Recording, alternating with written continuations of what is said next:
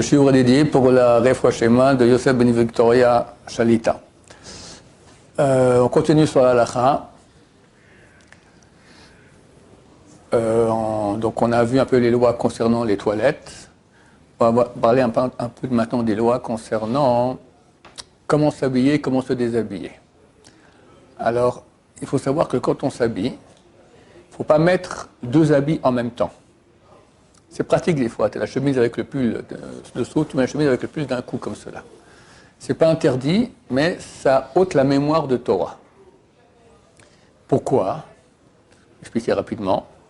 Parce qu'on est entouré, il y a nous, mais on a deux âmes qui nous entourent, à nous.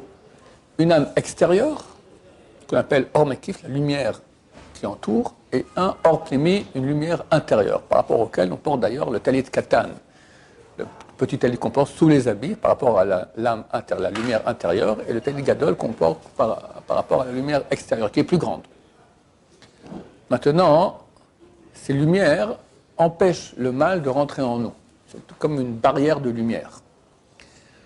Maintenant, quand je mets un habit, alors la lumière vient se met sur l'habit. Je mets un autre habit, elle se met sur le nouvel habit, etc. Si je mets deux habits ensemble, alors elle ne peut pas rentrer entre les deux, et là, il y a des forces de mal qui peuvent m'attaquer. Parce que la lumière déjà extérieure a ces forces de mal. Donc il ne faut pas mettre les deux habits en même temps. Ces forces de mal, surtout, elles vont attaquer notre Torah. Il y a une question, Abraham Kalemski dit c'est un doute, on ne sait pas dans la halakha, est-ce qu'on peut enlever deux habits ensemble? D'accord? Vu que c'est un doute, il faut faire attention, c'est possible aussi à éviter cela. Dans la même veine, faire attention de ne pas mettre un habit à l'envers.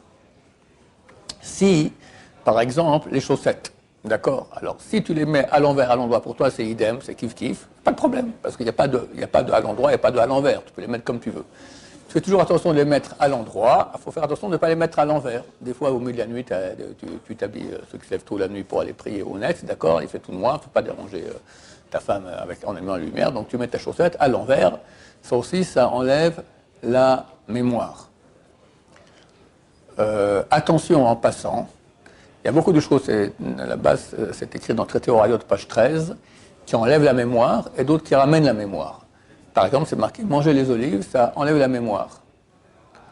C'est écrit là-bas « boire de l'huile d'olive, ça amène la mémoire ». Il y a des gens qui mangent les olives trempées dans l'huile d'olive, disant que ça mangera comme ça nul. Mais c'est faux, parce qu'on ne sait pas quelle quantité d'huile d'olive il faut par rapport à combien de dommages fait une olive. D'accord ? Par contre, pourquoi ça enlève la mémoire ? Parce que le rabbin noir et la Kabbalah, elle dit que, je vous fais des petits cours de Kabbalah, là c'est sympa, que dans les olives, il y a une klipa, il y a une force négative qui nous attaque et nous fait perdre la mémoire de Torah.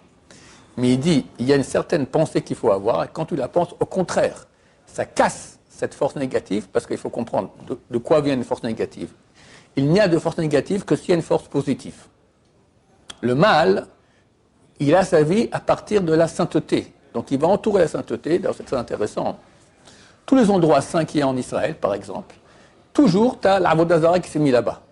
Tu as les villes près du temple, tu as toutes sortes d'églises qui sont là-bas tout autour. D'accord ? Il y a un endroit, d'après la Kabbalah, qui est super important. C'est l'endroit où le Jourdain sort du lac de Tibériade. D'après la Kabbalah, c'est quelque chose de très très grand. La Tibériade, c'est la Malchouz, c'est des sons kabbalistiques. Quand on était jeune, et puis moins sérieux qu'aujourd'hui, d'accord, on allait souvent au nord. Quand on rentrait, tac, on s'arrêtait, on est exactement là. Je mettais un pied dans le Jourdain, un pied dans la mer, on trempait là-bas, mikvé, etc. C'est quelque chose de très très grand. Ben, juste à côté, il y a un truc des chrétiens, là-bas, que l'idole des chrétiens, il a trempé, je ne sais pas, il y a toute une histoire là-bas. Ils savent où il y a la sainteté, ils vont là-bas et se collent. Donc, s'il y a une force négative dans l'olive, ça veut dire qu'en fait, il y a une force positive dans l'olive. La force négative, elle entoure la force positive pour l'empêcher, pour prendre, elle, tout le flux et l'empêcher de nous donner à nous du bien. C'est alors tout le but de l'étude de Torah. Pourquoi est-ce que dans l'étude de Torah, on se casse la tête? Prends Yalkut Yosef, tu lis, et voilà, tu sors tout la halakha. Pourquoi il faut se casser la tête dans la Gemara, etc. Parce qu'il y a de la sainteté dans l'étude de Torah. Et plus la sainteté elle est grande, plus tu as une klipa, une force négative qui l'entoure. Maintenant, quand la lumière elle est grande, plus la klipa, plus la force négative elle est grande. Maintenant, comment on peut la casser? En se cassant la tête.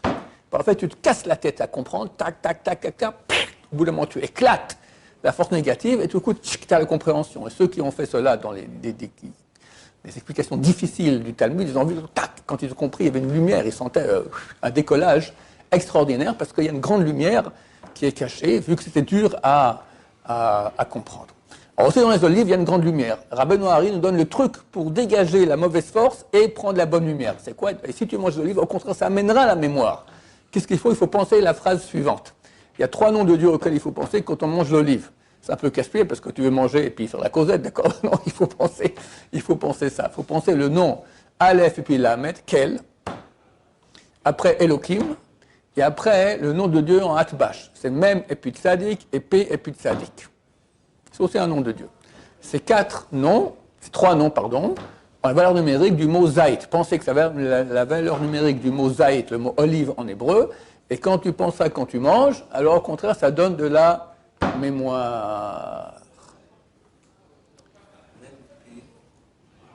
Kel, Aleph et Lamed, Kelokim, Mem et puis Tzadik, P et puis Tzadik. Attention de ne pas prononcer ces mots comme ça.